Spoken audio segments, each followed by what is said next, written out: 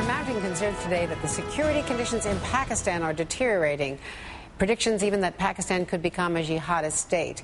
And the war in neighboring Afghanistan is, of course, of grave concern to the Obama administration, with the Taliban and al-Qaeda insurgents posing an increasing threat.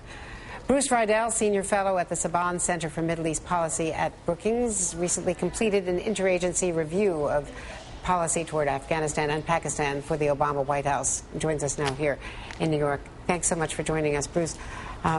First, Pakistan. You have talked about the risks there, that it could even become a jihadist state. A weak central government, divisions among the political leaders. How do we rely on Zardari, President Zardari, after all of these meetings in Washington last week, who has so little popular support? Approval ratings of perhaps 10%. That's right. Pakistan is the most dangerous country in the world today.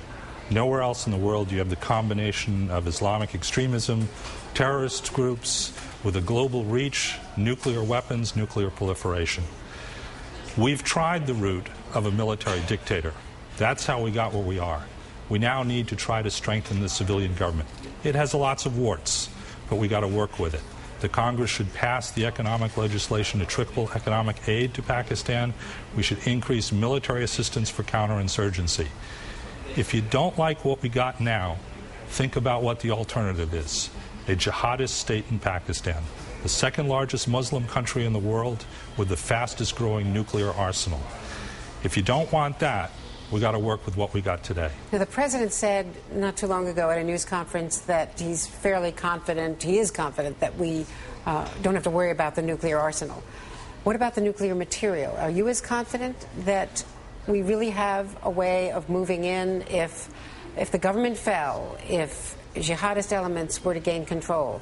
How could we really be confident that the weapons and the nuclear material, the fissile material, were safe? Right now, the nuclear weapons and the fissile material is under control of the Pakistani army, and they have the appropriate architecture to protect it and to ensure its safety. Which we help pay for. Which we've helped pay for, and we've given them advice. But we don't know where those devices are, and the Pakistanis are very, very careful not to let any outsider know where they are. That's why when you think about this worst-case alternative, there's not a military option of securing Pakistan's nuclear weapons. If Pakistan goes the worst way towards a jihadist state, which is a real possibility now, not inevitable, not imminent, the nuclear arsenal goes with the jihadist state.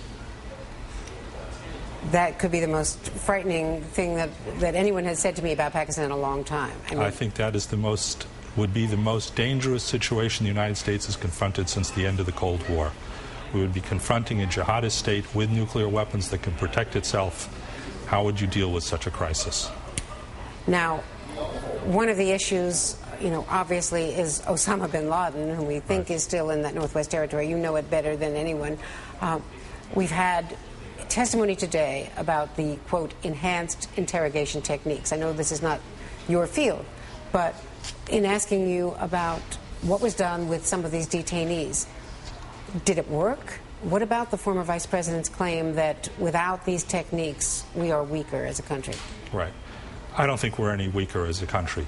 But more important is this. Whatever we did, it didn't produce what we really wanted to know, the location of Osama bin Laden and his deputy Ayman Zawahiri. Whatever we got out of Khalid Sheikh Mohammed, Abu Zubaydah, and others, it didn't get us the single most important piece of information we needed, the location of high-value targets number 1 and number 2. That tells us a lot about al-Qaeda. It tells us a lot also about how effective we've been in getting up the chain of command of al-Qaeda towards the top. I don't think we've gotten anywhere close enough to the top so far. And today, Jim Miklaszewski, our Pentagon correspondent, is reporting that General Odierno, the commander from Iraq, has successfully argued inside the Obama administration not to release the other photos that show interrogation and mistreatment of prisoners. Do you agree with that from what you know of that part of the world? Is it better not to release these photos because of the impact, the blowback in terms of Arab and Muslim anger at the U.S.? There's going to be a lot of anger. There's going to be a lot of blowback on this.